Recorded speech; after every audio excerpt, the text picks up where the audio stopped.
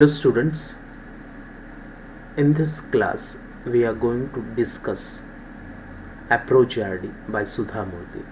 Aprogiardi हा शब्द गुजराती भाषेतील आहे. त्याचा अर्थ आपण नंतर पाहू. सुरुवातीला सुधा मूर्ती यांच्याबद्दल थोडं जाणून घेऊयात. सुधा मूर्ती ह्या नारायण मूर्ती यांच्या पत्नी आहेत. इन्फोसिसच्या एक्झिक्युटिव्ह चेअरमन, त्या गाजलेल्या आणि भरपूर पुस्तकं छापल्या गेलेल्या अशा लेखक आहे. इन्फोसिस फाउंडेशनच्या चेअरपर्सन आहे. त्यांनी त्यांच्या करिअरची सुरुवात कॅम्प्युटर सायंटिस्ट आणि इंजिनियर म्हणून केली.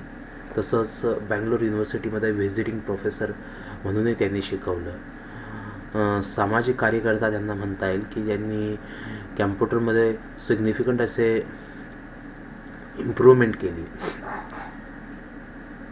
तसंच कर्नाटकच्या शाळेमध्ये लायब्ररीमध्ये वेगवेगळ्या त्या लायब्ररीमध्येही इम्प्रूव्हमेंट आणली. त्यांनी अनाथालय सुरू केले, ऑर्फनेज सुरू केले. तसंच ग्रामीण विकासाच्या इनिशिएटिव्हमध्ये त्यांनी पार्टिसिपेट केलं. त्यांना राज्यलक्ष्मी अवॉर्ड हा सामाजिक कार्यासाठी राज्यलक्ष्मी फाउंडेशनकडून दिला गेला 2004 साली. त्यांना पद्मश्री गव्हर्नमेंट ऑफ इंडियाकडून 2006 साली बहाल करण्यात आला. सुधा मूर्ती असं म्हटलेलं आहे की ते त्यांच्या सामाजिक कार्यामध्ये ॲक्टिव्ह आहेत, जे त्यांचं अंतर्मनामध्येच सामाजिक कार्य करण्याची प्रवृत्ती त्यांच्यामध्ये आहे. ही टेक्स्ट कशा संदर्भात आहे तर आपण पाहूयात. ही टेक्स्ट ऑटोबायोग्राफिकल आहे, आत्मचरित्रात्मक आहे. आता लेखक म्हणजे सुधा मूर्ती, त्यांच्या जीवनातील सुरुवातीच्या काळातला हा अनुभव इथे सांगितलेला आहे. 2 ख्यातनाम व्यक्ती, लीडर, एक मूर्ती आणि JRD टाटा, जे टाटा ग्रुपचे चेअरमन होते, त्यांच्यामध्ये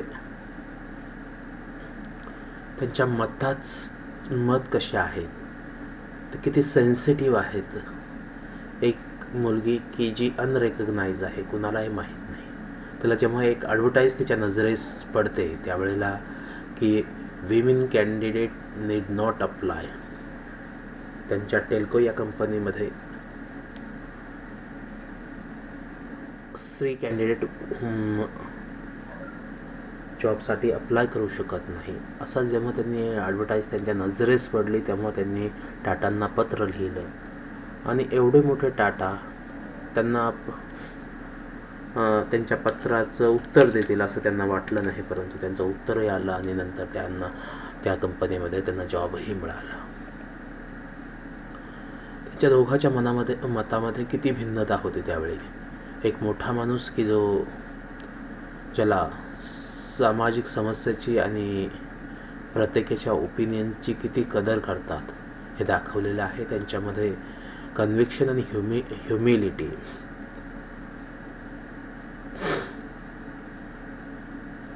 ह्युमिलिटी म्हणजे काय की ज्याचे पाऊल जमिनीवर आहे आणि त्याला विनयशीलता असं म्हणता येईल, किंवा दुसऱ्या शब्दामध्ये ती हंबल आहे. ती ह्युमिलिटी त्यांच्या स्टेचरच्या व्यक्तीमध्ये, त्यांच्या इतक्या मोठ्या पदावर गेलेल्या व्यक्तीमध्ये हे कधी पाहायला मिळत नाही. अशी कन्व्हिक्शन आणि ह्युमिलिटी त्यांच्या जीवनामध्ये कशी ते पाळलेली आहे इथं सांगितलेलं आहे. की ते सुधा मूर्ती इथे सांगतात की बाबा ते वर्ष 1974चं असावं, एप्रिल असावं. वातावरण सांगितलेलं आहे. आजूबाजूचं वातावरण कसं होतं की गुलमोहरा फुललेला होता IISCच्या कॅम्पसमध्ये. आता ISSCचं पुढं लॉंग फॉर्मही दिलेलं आहे किंवा इंडियन इन्स्टिट्यूट ऑफ सायन्स. नंतर त्याचं नामांकन केलं गेलं, वेगळे नामांकन करण्यात करण्यात आलं आणि त्या पदव्युत्तर शिक्षण घेत होत्या कॅम्प्युटर सायन्समध्ये. लेडीज हॉस्टेलमध्ये राहत होत्या आणि बाकीच्या मुली दुसरं संशोधन करत होत्या वेगवेगळ्या डिपार्टमेंटमध्ये, सायन्स डिपार्टमेंटमध्ये. त्यांना दुसऱ्या देशामध्ये रिसर्च करण्याची इच्छा होती. कम्प्युटर सायन्समध्ये PhD करण्याची इच्छा होती आणि त्यांना US च्या युनिव्हर्सिटीकडून स्कॉलरशिप बहाल करण्यात आली होती आणि त्यांचा असा विचार नव्हता की त्यांनी भारतात नोकरी करावी असा म्हणून. एक दिवस काय झालं की हॉस्टेलमधून लेक्चर हॉल कॉम्प्लेक्समध्ये जात असताना, परत येत असताना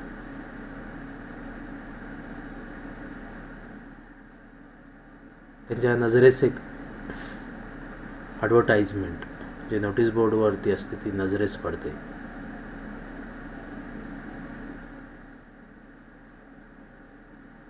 famous automobile company Telco, Tata motors यांची ती ॲडव्हर्टाइजमेंट होती. ती काय म्हणत होती, company require young bright engineer. कंपनीला तरुण आणि तेजस्वी अशा इंजिनियरची, हुशार अशा इंजिनियरची गरज आहे, जे हार्डवर्किंग आणि अकॅडमिक बॅकग्राऊंडमध्ये एक्सलंट असतील, उत्कृष्ट असतील. परंतु बॉटम लाईन अशी लिहिलेली होती, स्मॉल लाईन होती, lady candidate need not apply. स्त्री उमेदवाराला या जॉबसाठी अप्लाय करण्याची काही आवश्यकता नाही, ह्या जॉबसाठी अर्ज करण्याची आवश्यकता नाही. हे वाचल्यानंतर लगेच त्या अपसेट झाल्या.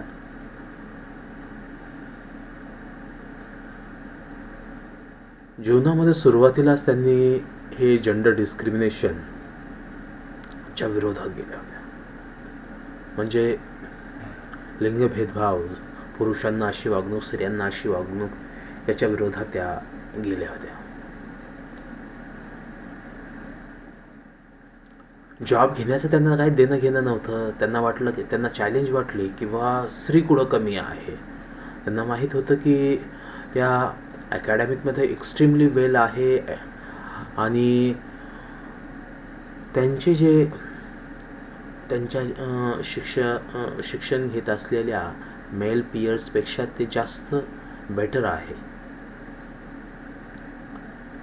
जास्त बेटर म्हणजे बेटर आहे.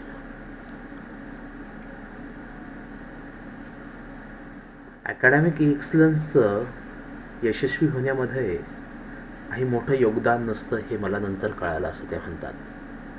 नोटीस वाचल्याच्या नंतर, ती ॲडव्हर्टाईज वाटल्याच्या नंतर त्या रागाने लालबुंद अशा झाल्या होत्या. त्यांनी असं ठरवलं की I decided to inform the topmost person Telco management. Telco मॅनेजमेंटच्या टॉपमोस्ट लिडरशिपला हे कळवायचं, ह्या इनजस्टिसबद्दल, ह्या अन्यायाबद्दल जी कंपनी पेनिट्रेट करत आहे. मी पोस्टकार्ड घेतलं आणि लिहायला लागले, त्या म्हणतात. तेव्हा मला एक प्रॉब्लेम आला की त्यांना, मला माहीत नव्हतं की टेल्को कोण हेड करत आहे, त्याचे चेअरमन कोण आहे. मला वाटलं की ते कदाचित टाटाच असावे. पण त्यावेळेला सुमंत मुलगावणकर हे त्या कंपनीचे चेअरमन होते.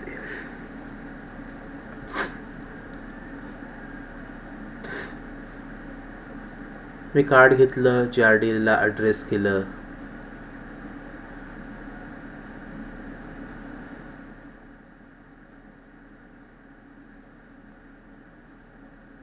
त्या दिवशी मला कळालं की मी काय लिहिलेलं होतं. The great Tatas have always been pioneers. काही पुढाकार घ्यायचा असेल तर ग्रेट टाटानेच घेत आलेले आहेत. त्यांनी त्या पत्रामध्ये काय काय लिहिलं होतं इथं नमूद केलेलं आहे की ते केमिकलमध्ये, टेक्स्टाईलमध्ये, लोकोमोटिव्हमध्ये, आयर्न इंडस्ट्रीमध्ये, स्टील इंडस्ट्रीमध्ये बेसिक इन्फ्रास्ट्रक्चर त्यांनी सुरुवात केलेली होती. विसाव्या शतकाच्या सुरुवातीपासून इंडियन इन्स्टिट्यूट ऑफ सायन्सच्या मध्ये त्यांचा मोठा वाटा होता. त्यांनी त्याची सुरुवात केली आणि मी तिथं अभ्यास केला होता. मी तिथं शिकले होते असं सुधा मूर्ती म्हणतात. पण मला याचं आश्चर्य वाटलं, याचं नवल वाटलं की कंपनी टेल्को अशी कशी डिस्क्रिमिनेशन करू शकते जेंडरच्या बेसिसवरती, हे लिंगभेदभावावरती असं कसं हे करू शकता. मी लेटर पाठवलं, पोस्टेड केलं आणि त्याच्याबद्दल विसरून गेले. 10 दिवसापेक्षा कमी काळात मला एक टेलिग्राम आला. तो असं म्हणत होता, तो असं स्टेट करत होता, तो असं that I had to appear for an interview at Telco's Pune facility at company's expense. Telco कंपनीच्या खर्चावरती पुणे येथे कंपनीमध्ये त्यांनी इंटरव्ह्यूसाठी अपियर यावं. मी टेकन अबॅक झाले त्या टेलिग्रामने. म्हणजे मी फारच आश्चर्यचकित झाले, अवाक झाले. माझ्या हॉस्टेलमेटने मला सांगितलं होतं, हॉस्टेल मित्राने मला सांगितलं होतं, ही अपॉर्च्युनिटीचं सोनं करायला पाहिजे. पुण्याला फ्री ऑफ कॉस्ट जायचं, तिथून काही स्वस्त अशा पुणेरी साड्या आणायच्या.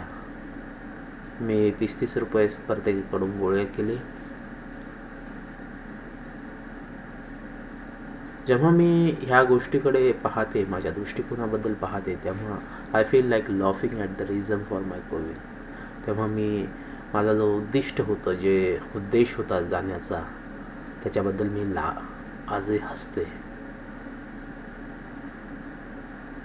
की फक्त ट्रिप करायची हा उद्देश. जेव्हा मी पुण्याला व्हिजिट केले, मी त्या सिटीच्या प्रेमामध्ये पडले आणि अजूनही ती सिटी म्हणजे पुणे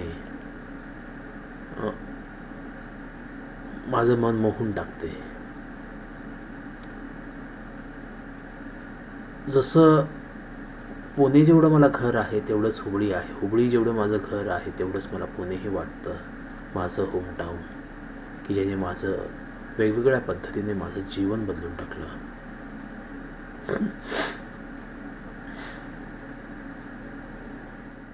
टेल्को पिंपरीज ऑफिसलाच्या इंटरव्ह्यूमध्ये मी गेले, जसं सांगितलं होतं इंटरव्ह्यू लेटरमध्ये तसं. तिथं 6 पॅनल मेंबर होते.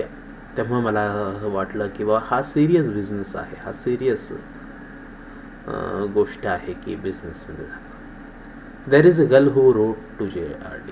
कुणीतरी असं विस्परत करत होतं, असं पुटपुट अशा विस्परिंग करत होतं की ही मुलगी जिने JRDला पत्र लिहिलं. मी जशी रूममध्ये पोहोचले तेव्हा मी ही विस्परिंग ऐकत होते. तेव्हा मला कळालं, मला निश्चित वाटलं का मला काही जॉब वगैरे मिळणार नाही. आणि हे जे मत जे झालं, जी श्युरिटी वाटली की जॉब मिळणार नाही, त्याच्यामुळे माझ्या मनामध्ये सगळं फियर, सगळं भीती याने नाहीशी केली. आणि I was rather cool while interview was being conducted. जेव्हा इंटरव्ह्यू कंडक्ट केला जात होता त्यावेळेला मी कूल होते, असं विदाऊट दडपणाशिवाय होते. इंटरव्ह्यू स्टार्ट होण्याच्या अगोदर मी ह्याही मतावर पोहोचले होते, याचीही गणना केली होती की इंटरव्ह्यूचं पॅनल हे बायस्ड आहे, पक्षपाती आहे. आणि मी त्यांना इम्पोलाइटली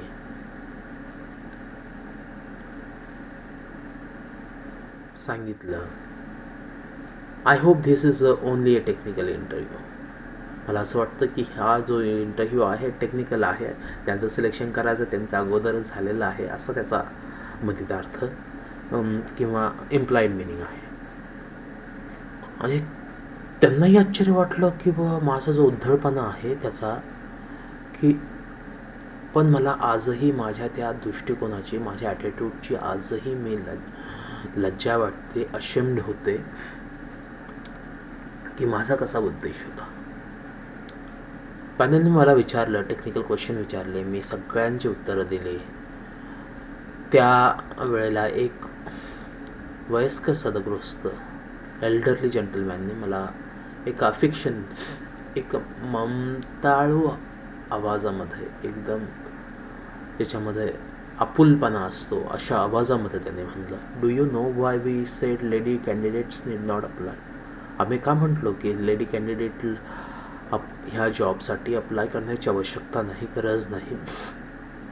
कारण हे आहे की आम्ही कधीही स्त्रियांना ह्या शॉप फ्लोअरमध्ये एम्प्लॉय केलं नाही. आणि हे काही कोएड कॉलेज नाही की जिथं स्त्री आणि पुरुष, मेल आणि विमेन, गर्ल्स आणि बॉईज सोबत शिकतात.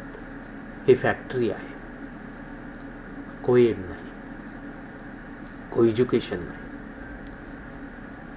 जेव्हा अकॅडमिकची वेळ येते तेव्हा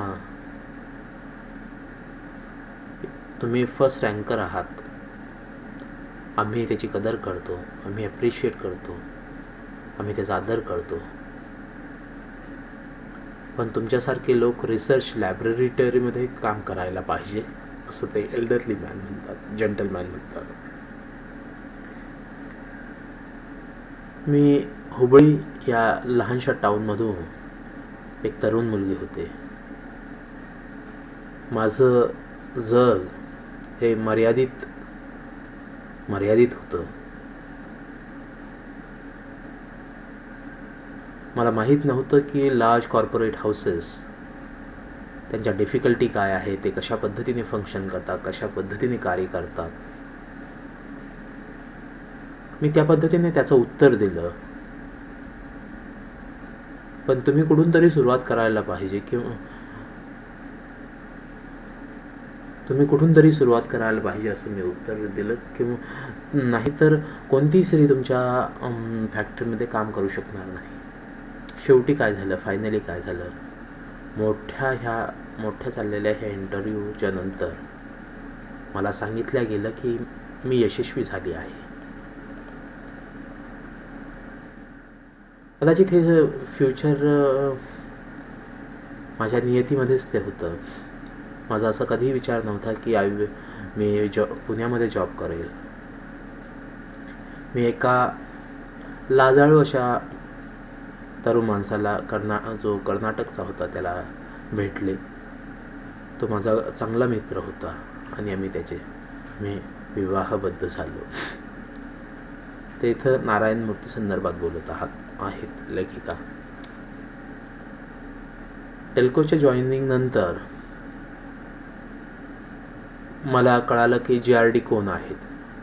समजलं की a uncrown king of Indian industry. Uncrown king म्हणजे अनभिक्ष, इंडियन इंडस्ट्रीचा अनभिक्ष सम्राट. Now I was scared. आता मला भीती वाटायला लागली होती.